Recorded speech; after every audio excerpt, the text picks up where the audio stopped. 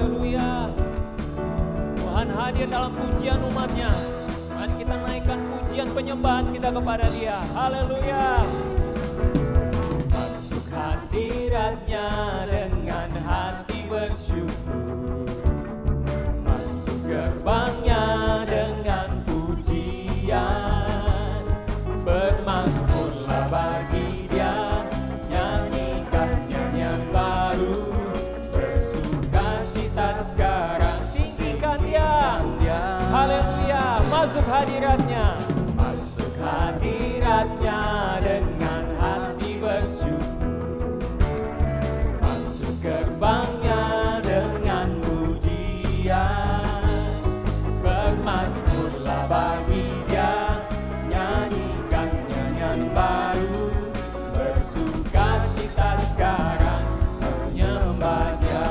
Saat hati bersyukur, saat hati bersyukur dan jiwa pun bersuka, hadirat Allah nyata dalam pujian. Saat kami menyembah dan tangan pun terangkat, Tuhan hadir dalam pujian umatnya. Haleluya. Masuk hadiratnya dengan hati bersyukur. Oh, haleluya. Katakan bersama. Masuk hadiratnya dengan hati bersyukur.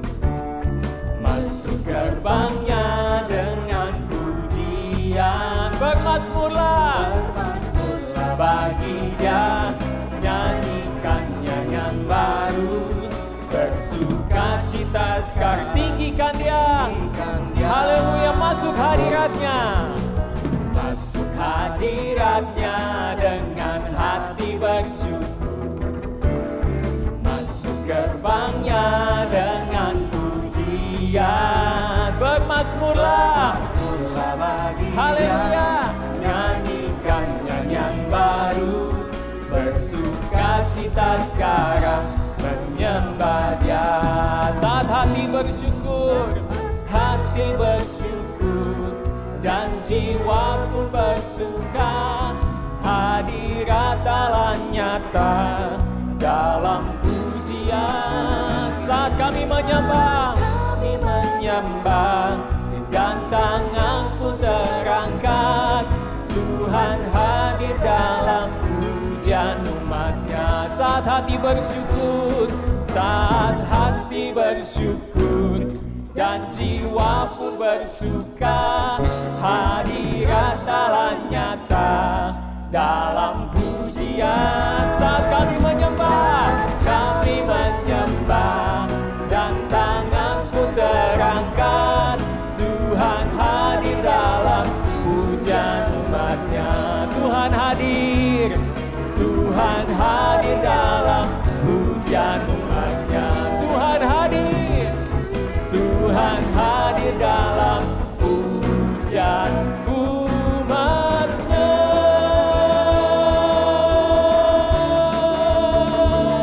Haleluya, haleluya. Haleluya, saudara, Dia adalah Allah yang tidak pernah gagal dalam melakukan semua perkara bagi kehidupan kita. Mari kita angkat pujian kita. Dia tak pernah gagal.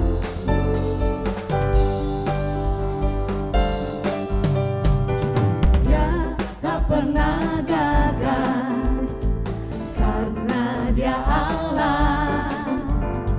Dia tak pernah lalai, Dia jamin firman-Nya.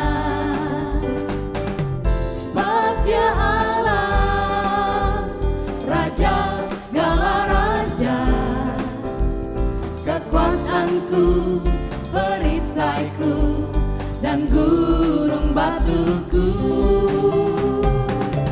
Bersoraklah, puji sembah Dia, Yesusku, Raja mulia, Yesusku, Allah perkasa, Yesusku, Allah pemenang, Yesus Raja. gagal.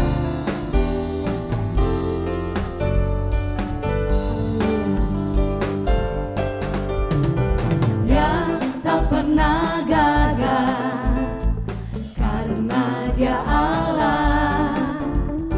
Dia tak pernah lalai, Dia jamin firman-Nya. Sebab Dia Allah, sebab Dia Allah, Raja segala raja, kekuatanku, perisaiku, dan gunung batuku. Bersoraklah, puji sembah Dia, Yesusku, Raja mulia, Yesusku, Allah perkasa, Yesusku, Allah pemenang, Yesus Raja. Haleluya, mari lebih semangat lagi kita katakan Dia Allah yang tidak pernah gagal. Amin. Dia tak pernah gagal karena Dia Allah. Dia tak pernah lalai, Dia jamin firman-Nya. Sebab Dia Allah, Raja segala raja, kekuatanku, perisaiku, dan gunung batuku. Bersoraklah, puji sembah Dia, Yesusku, Raja mulia, Yesusku, Allah perkasa, Yesusku, Allah pemenang, Yesus Raja.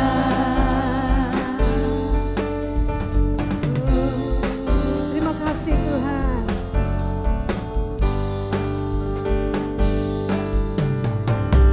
Sebab Dia Allah, Raja segala raja, kekuatanku, perisaiku, dan gunung batuku.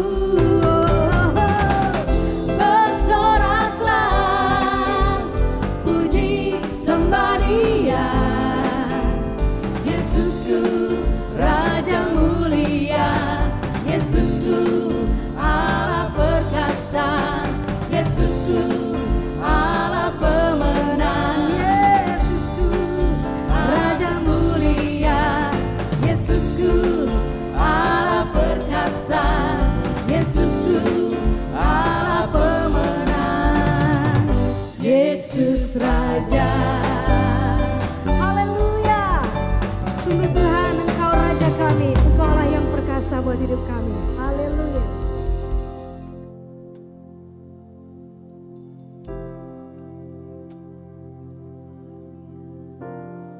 Hosana bagi Allah yang ditinggi, Hosana bagi Raja yang mulia. Haleluya. Hosana, Hosana, Hosana yang ditinggi, Hosana, Hosana, Hosana yang ditinggi.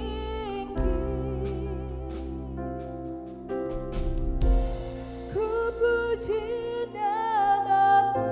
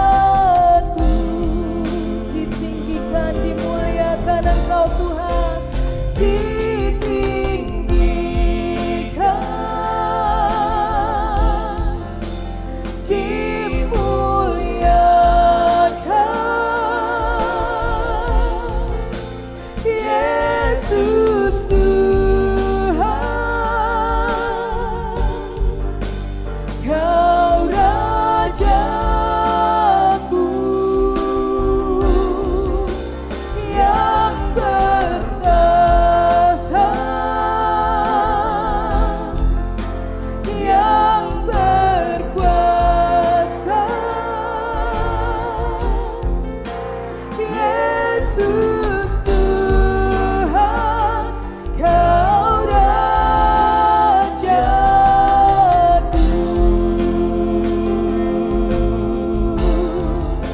Yesus Tuhan, Kau Rajaku.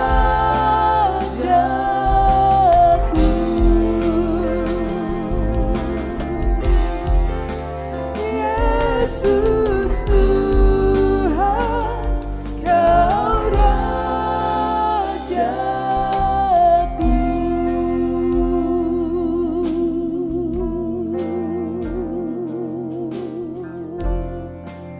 Haleluya. Yesus Tuhan, Engkaulah Raja kami, Engkaulah Tuhan kami, yang dapat kami andalkan Tuhan. Engkau besar, Engkau ajaib, Engkau mulia, Yesus. Haleluya. Terima kasih Tuhan. Terima kasih ya Tuhan. Dipuji dan ditinggikan Engkau, Raja selamanya ya Tuhan. Haleluya. Amin.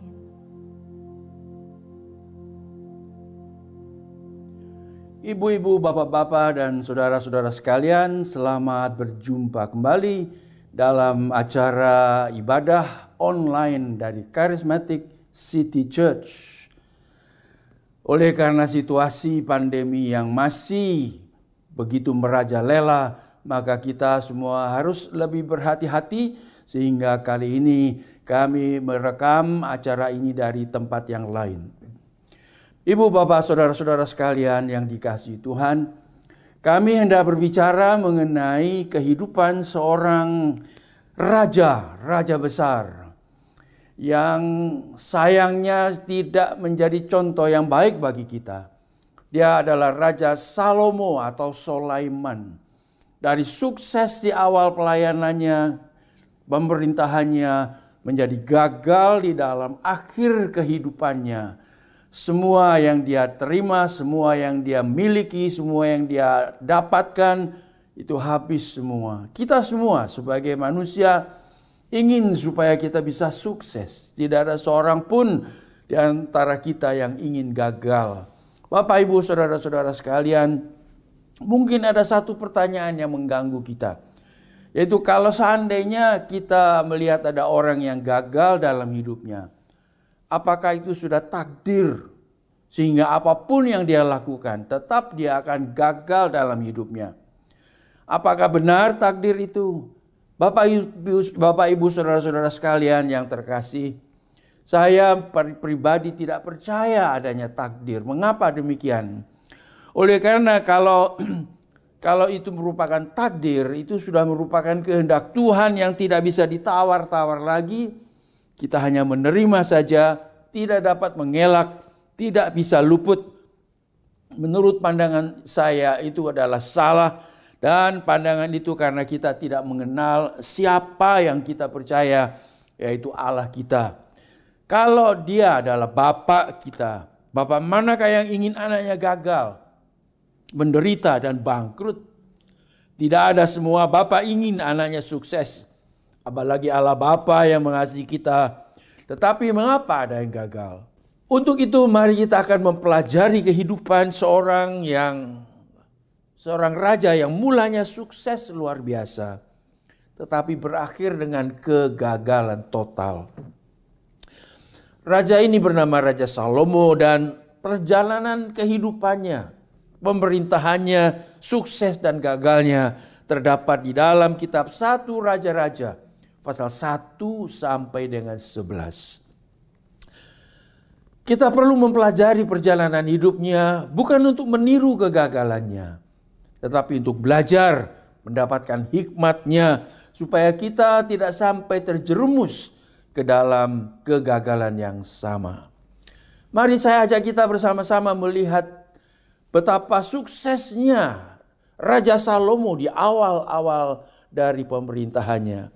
Yang pertama kita lihat bahwa dia dinobatkan sebagai raja oleh ayahandanya yaitu Raja Daud yang memerintah bangsa Israel dengan berhasil dan dengan kejayaan yang luar biasa. Lalu Raja Daud ayahnya ini mewariskan kerajaan kepada Raja Salomo.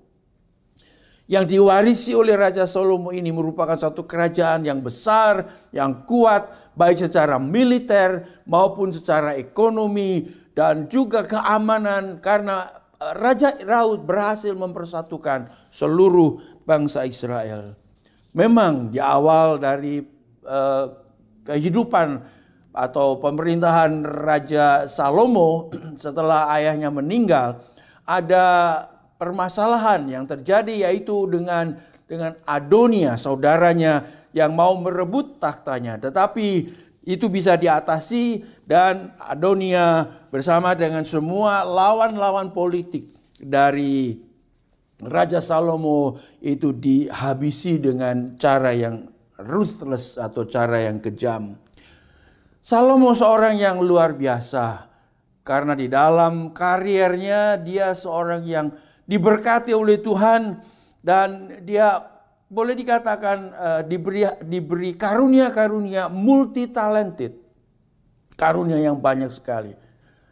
Berkat yang pertama tadi sudah saya sebut bahwa Salomo dia dinobatkan oleh Raja Daud dan mewarisi satu kerajaan yang besar. Kalau sekarang ini mungkin adalah dia seorang anak dari konglomerat yang merajai ekonomi dunia. Tetapi Salomo menyia-nyiakan semua itu. Padahal di dalam kehidupannya yang lain yang kita lihat, Salomo ini dilawat Tuhan sampai 2 kali. Tuhan sendiri yang datang kepadanya dan memberitahukan keinginannya, memberitahukan tantangannya, memberikan janji-janjinya kepada Salomo. Yang pertama yaitu di Gibeon, itu terdapat dalam 1 Raja-Raja pasal 3 ayat 3 sampai dengan 5.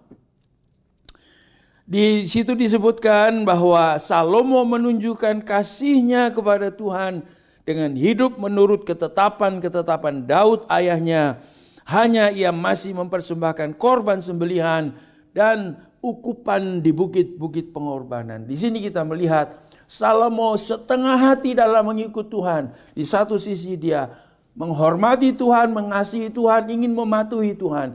Tetapi di pihak lain dia masih belum bisa melepaskan berhala-berhala sepenuhnya. Tetapi dalam hal ini kita sendiri merasa heran juga mengapa dalam kondisi Salomo yang seperti itu Tuhan datang melawat kepadanya seperti yang terdapat dalam ayat yang keempat pada suatu hari raya. Pergi ke Gibeon untuk mempersembahkan korban. Sebab disitulah bukit pengorbanan yang paling besar. 1000 korban bakaran dipersembahkan Salomo di atas mezbah itu. Di Gibeon itu Tuhan menampakkan diri kepada Salomo dalam mimpi pada waktu malam. Ini luar biasa sekali. Tuhan menampakkan diri kepada Salomo di Gibeon pada waktu malam. Dan dia bertanya kepada Salomo, apa yang kamu inginkan? Dan ini bukan hanya sekali saja. Yang kedua kali di dalam kitab 1 Raja-Raja pasal yang ke-9. Kita baca di sini peristiwa ketika Salomo sudah sedang mentahbiskan bait suci, bait Allah. Dia sudah selesai membangun bait suci yang luar biasa besar, yang sangat megah. Dan ketika upacara penahbisannya dalam pasal yang ke-9 ayat 1 dan seterusnya. Kita baca ketika ayat 1. Ketika Salomo selesai mendirikan rumah Tuhan dan istana raja dan membuat segala yang diinginkannya. Maka Tuhan menampakkan diri kepada Salomo untuk kedua kalinya. Seperti ia sudah menampakkan diri kepadanya di Gibeon. Saya yakin di antara kita, kebanyakan di antara kita belum pernah Tuhan menampakkan diri sekalipun. Mungkin kita sudah lama ikut Tuhan, sudah berpuluh tahun ikut Tuhan, mengasihi Dia, patuh kepadanya. Tapi sekalipun Tuhan tidak menambahkan diri. Di sini kita lihat Salomo dengan kehidupannya yang masih setengah-setengah, hatinya masih suka juga menyembah, memberikan persembahan kepada korban bakaran kepada dewa-dewa yang lain. Tuhan masih menambahkan diri kepadanya. Saya kira kebaikan Tuhan tunjukkan kepada Salomo supaya dia benar-benar akan berubah hidupnya dan dia sepenuhnya akan mengasihi Tuhan. 2 kali Tuhan melawat Salomo. Itu hal yang luar biasa. Karena ketika Tuhan melawat Salomo, dia bertanya, kamu sebetulnya ingin apa dalam pemerintahanmu, dalam hidupmu? Dan itu kita lihat di dalam pasal yang ketiga ayat 7 sampai dengan 10. Jawaban dari Salomo, dia minta supaya dia diberi hati yang bijak, hati yang mengerti bagaimana cara mengambil keputusan. Discerning heart. Ayat yang kelima tadi kita baca dari 1 Raja-Raja pasal 3. Di Gibeon itu Tuhan menampakkan diri kepada Salomo dalam mimpi pada waktu malam. Berfirmanlah Allah, mintalah apa yang hendak kuberikan kepadamu. Lalu Salomo berkata, engkaulah yang telah menunjukkan kasih setiamu yang besar kepada hambamu Daud ayahku. Sebab ia hidup di hadapanmu dengan setia, benar, dan jujur terhadap engkau. Dan engkau telah menjamin kepadanya kasih setia yang besar itu dengan memberikan kepadanya seorang anak yang duduk di takhtanya seperti pada hari ini. Maka sekarang ya Tuhan Allahku, engkaulah yang mengangkat hambamu ini menjadi raja menggantikan Daud ayahku. Sekalipun aku masih sangat muda dan belum berpengalaman. Demikianlah hambamu ini berada di tengah-tengah umatmu yang kau pilih. Suatu umat yang besar, yang tidak terhitung dan tidak terkira banyaknya. Ini warisan yang dia terima dari ayahnya. Maka berikanlah kepada hambamu ini hati yang paham, discerning heart. Menimbang perkara untuk menghakimi umatmu dengan dapat membedakan antara yang baik dan yang jahat. Sebab siapakah yang sanggup menghakimi umatmu yang sangat besar ini? Beberapa sikap yang baik dari Salomo kita lihat di dalam jawabannya kepada Tuhan. Yang pertama, kita melihat kerendahan hatinya. Dia menyadari bahwa dia tidak mampu untuk memimpin, memerintah bangsa Israel yang besar itu. Karena itu dia minta pertolongan Tuhan untuk memberikan kepadanya hikmat, memberikan kepadanya a discerning heart, hati yang bijaksana yang bisa membedakan mana yang baik dan yang salah, mana yang baik dan yang tidak baik, mana yang benar, mana yang salah, mana yang adil dan yang tidak adil, membedakan itu lalu mengambil keputusan yang sesuai dengan kehendak Tuhan. Ini adalah contoh, ini adalah sikap dari Raja Salomo dan ternyata sikapnya ini menyenangkan hati Tuhan. Sampai Tuhan memuji dia, katakan, kamu tidak minta hikmah, tidak minta kekayaan, tidak minta kekuasaan di atas musuh-musuhmu, tetapi engkau meminta hikmat supaya bisa memerintah bangsa Israel. Dan oleh karena sikapnya Daud yang seperti ini, maka Allah memberikan bonus kepadanya, memberikan tambahan kepadanya, menjanjikan berkat-berkat tambahan. Dan Salomo diberi umur yang panjang, diberi kemenangan-kemenangan di atas musuh-musuhnya, kekuasaannya, teritorialnya lebih meluas lagi, dan ada kemakmuran yang luar biasa. Kalau dalam pasal yang ketiga ayat 11 sampai dengan 13, jadi berfirmanlah Allah kepadanya, oleh karena engkau telah meminta hal yang demikian dan tidak meminta umur panjang atau kekayaan atau nyawa musuhmu, melainkan pengertian untuk memutuskan hukum, maka sesungguhnya aku melakukan sesuai dengan permintaanmu itu. Sesungguhnya aku memberikan kepadamu hati yang penuh hikmat dan pengertian, sehingga sebelum engkau tidak ada seorang pun seperti engkau, dan sesudah engkau tak akan bangkit seorang pun seperti engkau. Dan juga apa yang tidak kau minta aku berikan kepadamu, baik kekayaan maupun kemuliaan, sehingga sepanjang umurmu tak akan ada seorang pun seperti engkau di antara raja-raja. Kalau kita lihat janji Tuhan yang diberikan sebagai jawaban atas permohonan doa Salomo, maka kita menyimpulkan Salomo memulai pemerintahan kerajaannya dengan baik dan dengan potensi yang begitu dahsyat, yang begitu besar, dan dia tinggal menjalankan saja apa yang menjadi kehendak Tuhan. Tetapi ada satu permintaan Tuhan di dalam ayat yang ke-14, dan ini yang menjadi gangguan, sehingga akhirnya bukan gangguan, ini yang menjadi lubang yang membuat Salomo terjerumus ke dalamnya. Dan jika engkau hidup menurut jalan yang kutunjukkan dan tetap mengikuti segala ketetapan dan perintahku sama seperti ayahmu Daud, maka aku akan memperpanjang umurmu.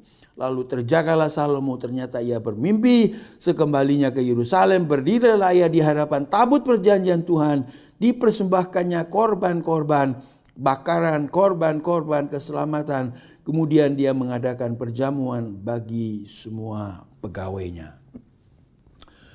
Luar biasa, Salomo dilawat oleh Tuhan, permintaannya dikabulkan oleh Tuhan, bahkan Tuhan memberi lebih lagi daripada apa yang dia minta.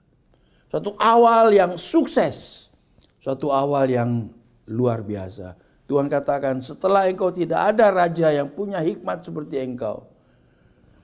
Dan memang di dalam ayat-ayat yang kita bisa baca dalam 1 Tawarik pasal 1 sampai dengan ayat pasal yang ke-11, kita dapati bahwa Salomo menjadi seorang yang multi talented seperti saya katakan tadi. Dia bukan saja bijak, pandai dalam mengatur pemerintahan, tetapi dia juga mempunyai bakat kesenian yang luar biasa sehingga dia bisa menyadur syair-syair yang kita baca di dalam firman Tuhan. Dia bisa membangun istana dengan dekorasi yang seni sekali, yang luar biasa, yang membuat orang-orang jadi kagum. Kebesaran Salomo ini dapat kita baca dalam 1 Raja-Raja pasal 4 ayat 21 sampai 31 sampai dengan 34 dan 1 Raja-Raja pasal 9. Kita tidak membaca semua ayat ini, jelas kita mengetahui bahwa Salomo adalah seorang raja besar, seorang raja yang berhasil, dan kerajaannya, kekuasaannya semakin lama semakin besar. Orang-orang, raja-raja, kerajaan-kerajaan lain mendengar hal ini, bahkan mereka mulai memikir bagaimana Salomo bisa mempunyai kesuksesan seperti itu. Seorang ratu dari Ethiopia, dari Afrika, Ratu Sheba, dia mendengar kebesaran Salomo dan dia ingin tahu sendiri. Dia tidak bisa percaya omongan orang, katanya. Dia mau melihat sendiri. Dan dia datang ke Yerusalem dengan membawa banyak sekali upeti, banyak sekali pemberian-pemberian yang mau diberikan kepada Salomo. Dan mereka berdiskusi banyak hal. Dan Salomo jelaskan semua kepadanya, Ratu Sheba ini. Setelah ratu ini mendengar semua apa yang dijelaskan oleh Salomo, dia katakan kepada orang-orang bahwa aku sudah mendengar betapa hebat, betapa hikmatmu luar biasa. Tetapi dari apa yang ku dengar ini, kayaknya setengahnya pun belum diceritakan. Artinya Salomo mempunyai hikmat yang jauh lebih besar lagi daripada apa yang didengar oleh Sheba.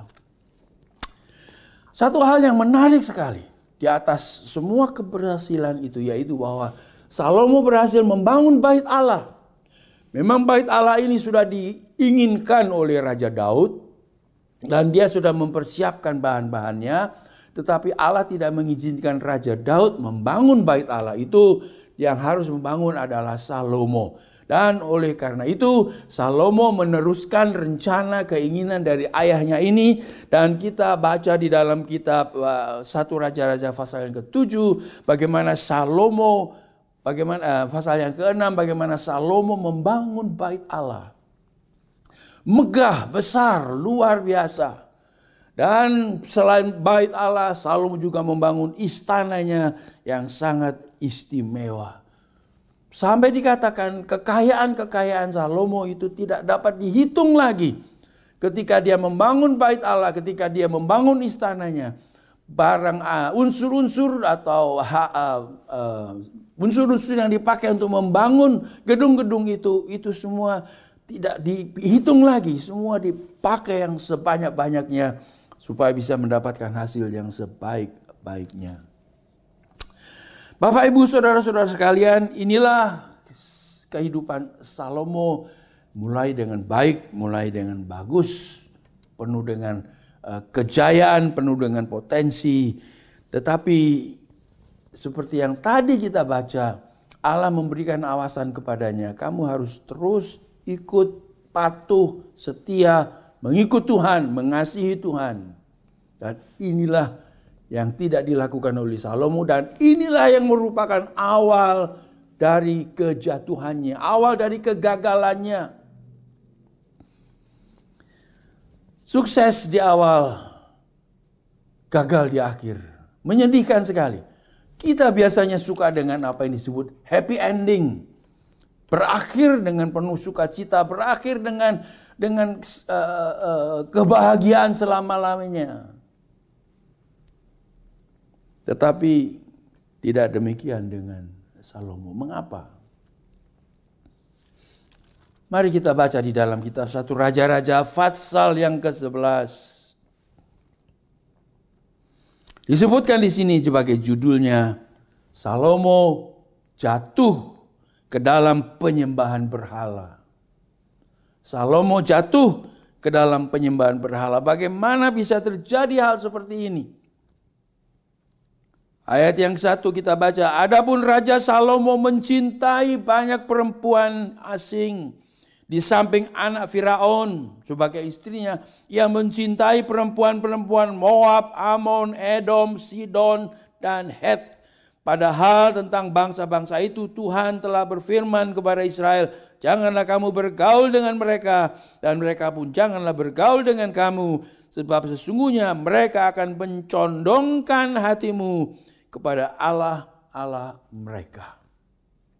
Apa yang dilarang oleh Tuhan di sini, justru itu yang dikerjakan oleh Salomo. Langkah awal dari kejatuhannya, yaitu ada kompromi di dalam kehidupan Salomo. Dia untuk memperluas kerajaannya, kekuasaannya, dia mengambil istri dari kerajaan-kerajaan lain, dari negara-negara lain. Tetapi bukan hanya istri saja yang diambil, dia punya kepercayaan dari istri-istri itu juga ikut dibawa oleh Salomo masuk ke dalam kerajaannya. Dan itu mewarnai pemerintahan Raja Salomo. Sehingga bangsa Israel sekarang berada di dalam suatu situasi di mana raja mereka selain menyembah kepada Allah yang benar, Allah yang membawa mereka keluar dari Mesir, juga menyembah dewa-dewa yang ada di dalam di bangsa-bangsa yang ada di sekeliling mereka.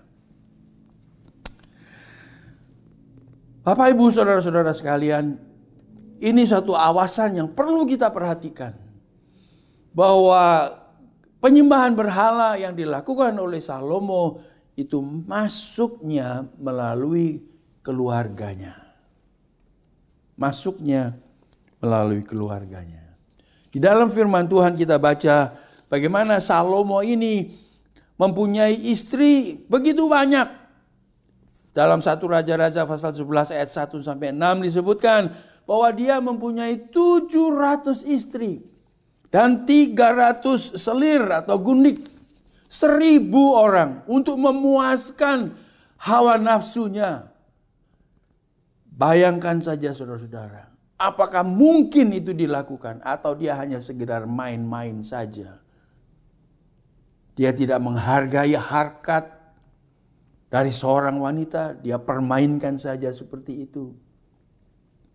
Dan yang celakanya, tadi disebutkan bahwa istri-istri ini membawa dewa-dewa, berhala-berhala, jimat-jimat dan semua yang mereka sembah di negara-negara mereka untuk supaya Salomo juga menyembahnya.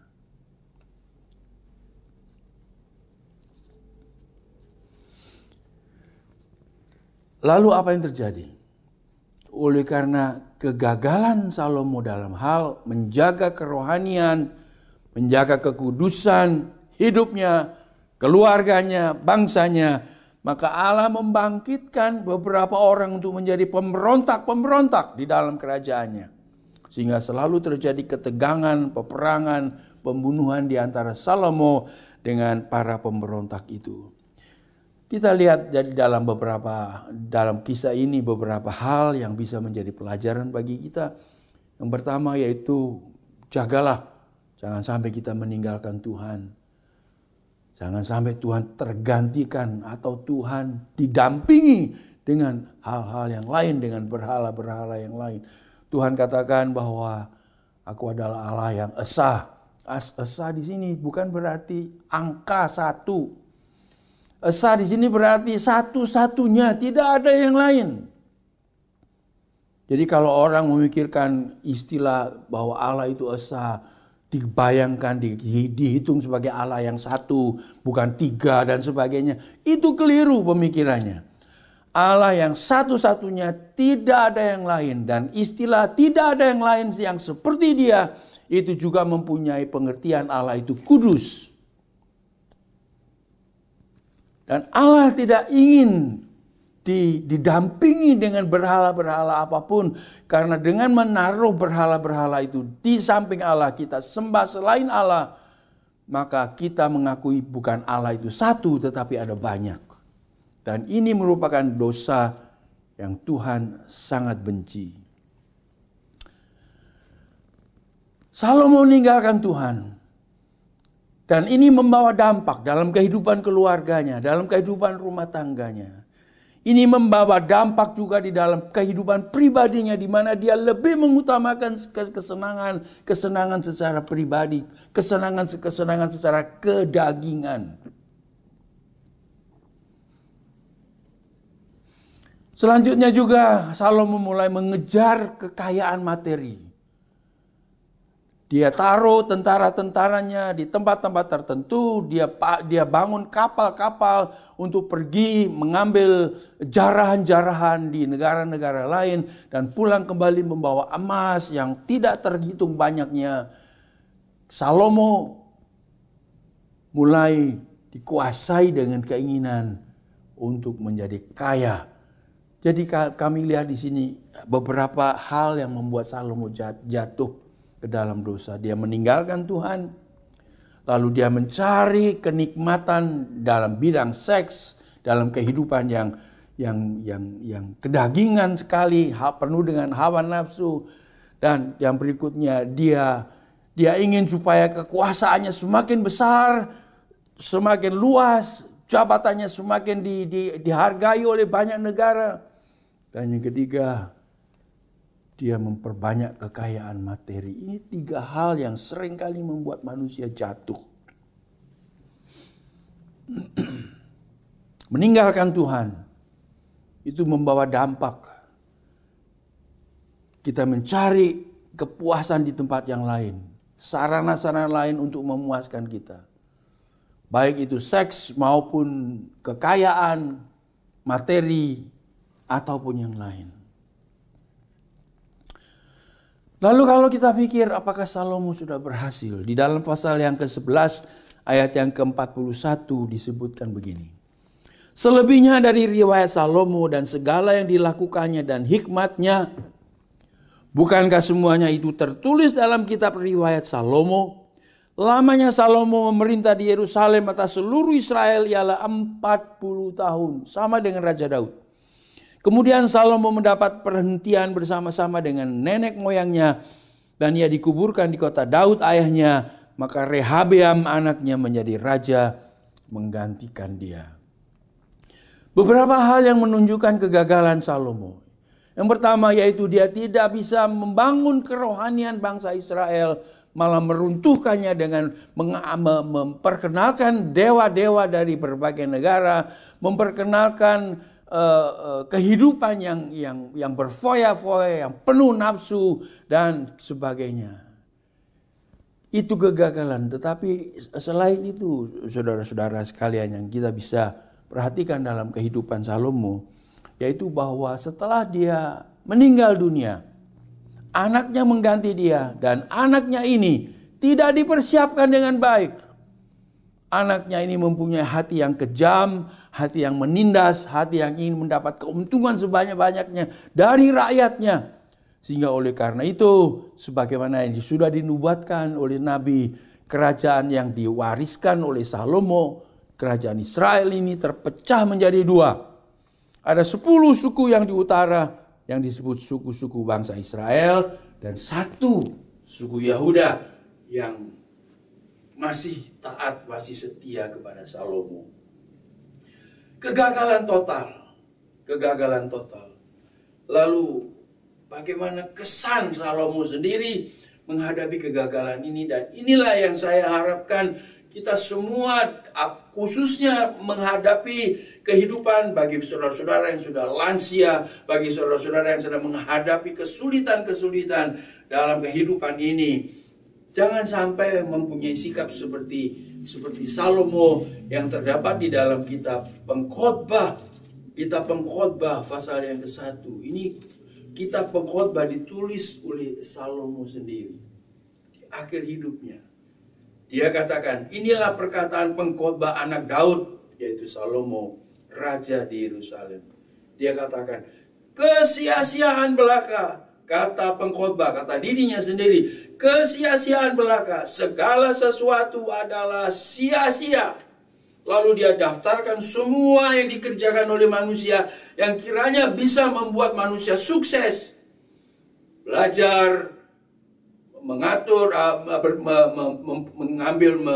memegang kekuasaan, menjadi kaya dan sebagainya. Semua itu Raja Salomo katakan, aku sudah menikmatinya. Apalagi kita tahu tadi bahwa Salomo mempunyai istri 700 orang dan selir 300 orang. Dia katakan semua kenikmatan yang bisa dinikmati oleh manusia dalam dunia ini, aku sudah mencobanya, aku sudah merasakannya. Tetapi dia katakan semuanya sia-sia. Semuanya sia-sia. Karena itu pada hari ini saya mengajak kita bersama-sama, marilah kita belajar dari kehidupan Salomo. Satu hal yang paling penting yang kita pelajari dalam kehidupan Salomo, yaitu jangan tinggalkan Tuhan. Apapun yang terjadi dalam hidupmu, jangan tinggalkan Tuhan. Salomo meninggalkan Tuhan bukan oleh karena terpaksa atau dipaksa. Salomo meninggalkan Tuhan karena pilihannya sendiri. Dia tinggalkan Tuhan. Dia mencari dunia. Dan akhirnya dia dapati semuanya sia-sia. Jangan meninggalkan Tuhan. Yang kedua, jagalah moral, etika spiritual, terutama dalam keluarga saudara. Pelihara itu. Karena hanya dengan demikian, saudara akan bisa menikmati kehidupan yang bahagia bersama dengan keluarga. Jagalah etika, moral, spiritual dalam rumah tangga saudara. Dewasa ini kita sering mendengar bagaimana terjadi perselingkuhan, ketidaksetiaan dalam kehidupan keluarga, anak-anak yang tidak menghormati orang tua, dan seterusnya. Itu sebuah hal-hal yang merupakan contoh bagaimana kita meninggalkan etika, meninggalkan spiritual, moral, kehidupan rumah tangga. Yang ketiga, jangan lupa bahwa kekuasaan, kekayaan, jabatan, otoritas, dan sebagainya itu adalah berkat Tuhan. Yang seringkali kita dengar itu adalah amanah. Dan kalau itu amanah kita terima dari Tuhan, berarti bukan milik kita. Dan kita tidak boleh memperlakukan semau-maunya, menurut keinginan kita, apalagi untuk memperkaya diri sendiri. Korupsi di Indonesia masih terjadi dan luar biasa. Korupsi itu adalah satu contoh dari orang yang ingin memuaskan egonya, dirinya sendiri dengan memakai jabatannya. Janganlah disalahgunakan jabatan saudara. Janganlah disalahgunakan kekayaan yang saudara miliki hanya untuk memuaskan diri sendiri. Janganlah disalahgunakan kekuasaan saudara. Semua itu adalah berkat Tuhan. Semua itu adalah amanah yang Tuhan percayakan. Dan kalau itu dari Tuhan, ketika dia memberikan itu semua kepada saudara, dia punya maksud tertentu.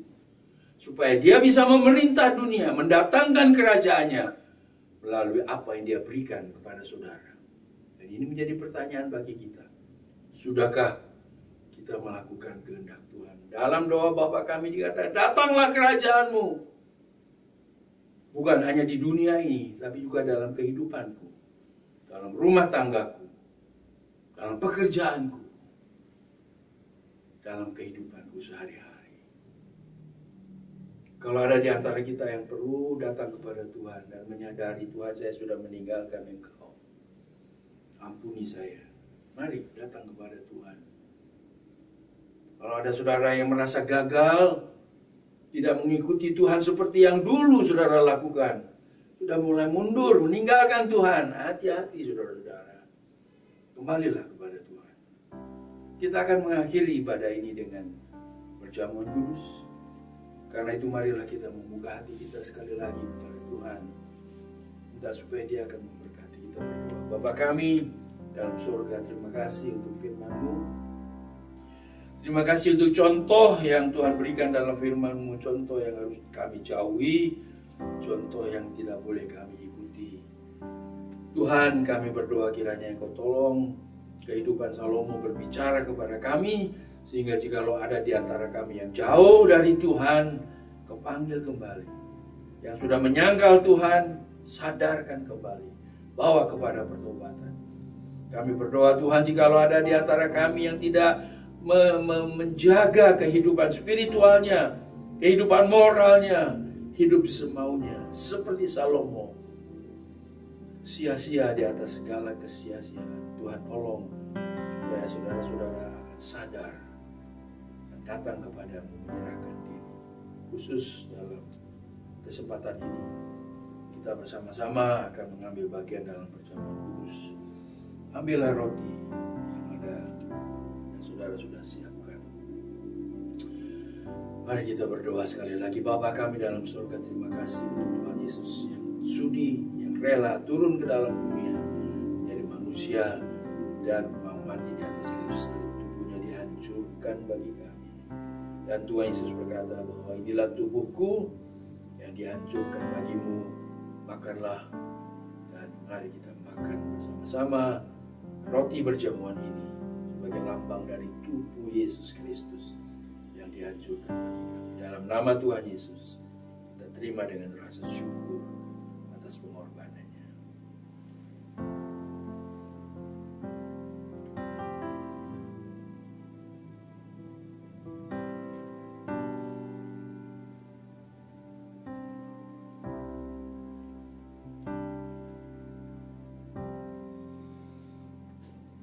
Setelah makan, Tuhan mengambil cawan minuman. Dia berikan kepada murid-muridnya sambil berkata, minumlah dari cawan itu. Di dalamnya ada janji-janji Bapa yang dimeteraikan dengan darahnya. Ada kuasa dalam darah Yesus. Itu lagu yang sering kita nyanyikan. There is power in the blood of Jesus.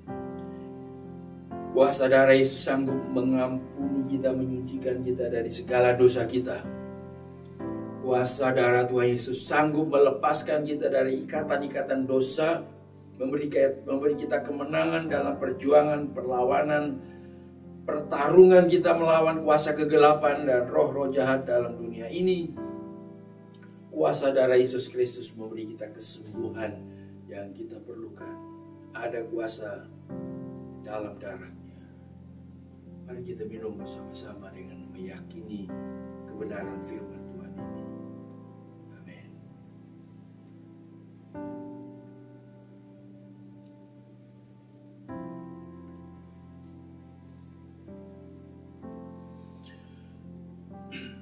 Bapak Ibu, saudara-saudara sekalian, jikalau saudara ingin konseling lebih lanjut, menindaklanjuti keputusan saudara hari ini untuk kembali kepada Tuhan, menyerahkan diri kepada Tuhan, silakan menghubungi kami pada nomor-nomor yang ada di layar televisi Anda.